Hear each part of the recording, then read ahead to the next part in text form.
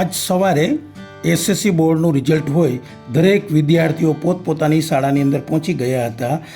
એમાંની વરાછા ખાતે આવેલી સરસ્વતી વિદ્યા સંકુલની અંદર પણ વિદ્યાર્થીઓનો મેળાવડો મોટા પ્રમાણમાં જામી પડ્યો હતો. અને આ દરેક વિદ્યાર્થીઓ હોંશે હોંશે આવ્યા એટલું જ નહીં, પરંતુ વાલીઓ પણ પોતપોતાના બાળકોનું રિઝલ્ટ સારું આવે એવી અપેક્ષાએ હસતા હસતા એસવીએસ સ્કૂલમાં આવી ગયા હતા. ત્યારે શાળાની અંદર સરસ મજાનું રિઝલ્ટ આવવાને લીધે શાળાએ પણ ફટાકડા ફોડી અને વિદ્યાર્થીઓના જે રિઝલ્ટ આવેલું હતું એનું સન્માન કર્યું હતું. એમાંય વળી જ્યારે નાનો ઉંમરમાં પૂરો હોય પરંતુ બોડીની અંદર નાનો છોકરો હોય અને આકાશ જેવડી છલાંગ લગાવે એટલે કે 96% લાવતો હોય ત્યારે શાળા તો ખૂબ જ આનંદમાં હોય. વિદ્યાર્થીઓને સન્માન કરતા હોય ત્યારે પ્રિન્સિપાલ પણ હોય, ટ્રસ્ટી પણ હોય અને સમગ્ર શિક્ષક ગણ પણ હોય. આવી જ રીતે વિદ્યાર્થીઓને દરેકને પુષ્પગુચ્છ આપી અને દરેક વિદ્યાર્થીઓનું સન્માન કર્યું હતું. શિક્ષકો છે પોતાના બાળક તરીકે સ્ટુડન્ટને ભણાવે છે અને ખૂબ સરસ ધ્યાન આપે છે.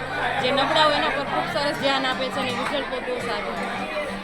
સરસ્વતી વિદ્યા સંકુલની અંદર કુલ 10મા ધોરણની અંદર 80 વિદ્યાર્થીઓમાંથી 15 વિદ્યાર્થીઓએ A1 ગ્રેડ મેળવેલો. મારી શાળાની અંદર બાળકોએ ખૂબ સારો દેખાવ કર્યો.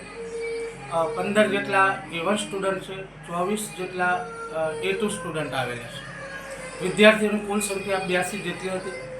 વિદ્યાર્થીઓને શિક્ષકોએ ખૂબ સરસ મહેનત આખા વર્ષ દરમિયાન કરાવી, તેમજ વાલીઓનો સપોર્ટ પણ અમને ખૂબ સારો મળ્યો છે.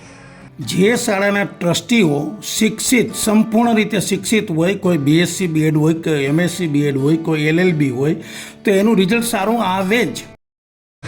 સાજી, સરસ્વતીના ઉપાસક બનવાનો વિચાર તમને કેવી રીતે આવ્યો? હા, હું BSc BEd છું. હું જ્યારે ભણતો ત્યારે મારે જે તકલીફો પડી હતી, હું ગ્રામ્ય કક્ષાએથી ભણીને આગળ વધ્યો છું અને નાનપણથી બહાર નીકળીને આપણે બીજા સિટીમાં જઈને ભણો. ત્યારે જ મને એમ થયું કે આ એજ્યુકેશનમાં જઈને મારે વિદ્યાર્થીઓને કંઈક આગળ વધારશે અને એ વિચારથી હું મારો મેનેજમેન્ટ આખું એ રીતે સંભાળું છું કે વિદ્યાર્થીને આનું પરિણામ સારામાં સારું મળે છે અને મારી શાળા એમાં કાયમ માટે અગ્રેસર હોય છે.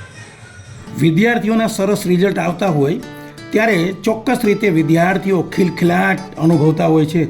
એમાંય 80 વિદ્યાર્થીમાંથી 15 તો A1 ગ્રેડ અને 24 વિદ્યાર્થીઓ A2 ગ્રેડ, એટલે 50%ની આસપાસ વિદ્યાર્થીઓ A1 અને A2 ગ્રેડ લાવ્યા છે. અને તારી સ્કૂલનું નામ શું? મારું નામ ખોખર ધ્રુવ મહેશભાઈ છે. હું એસવીએસ મોડર્ન સંકુલમાં ભણું છું. બેટા, તારું શરીર જોઈએ તો નાનું છે, પણ તારા અભ્યાસમાં પર્સન્ટેજ કેટલા છે? 96.16%.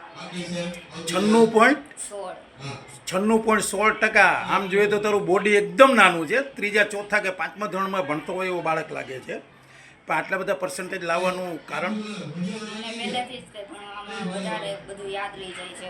એક વખત ભણું ત્યાં અને સ્કૂલમાંથી પણ પહેલેથી જ તે ખૂબ સરસ ભણાવે છે. અહીંયા હું પહેલેથી જ તે અહીંયા આવું છું અને 10મામાં પણ અમને બહુ જ બધો અભ્યાસ કરાવ્યો હતો. શરૂઆતથી જ તે ઘણા બધા પેપર આપ્યા હતા, પરીક્ષાઓ લીધી હતી, એમાં પણ સારા ટકા આવ્યા હતા, જેથી બોર્ડમાં પણ સારા ટકા આવ્યા હતા. તારે ભવિષ્યમાં શું બનવું છે?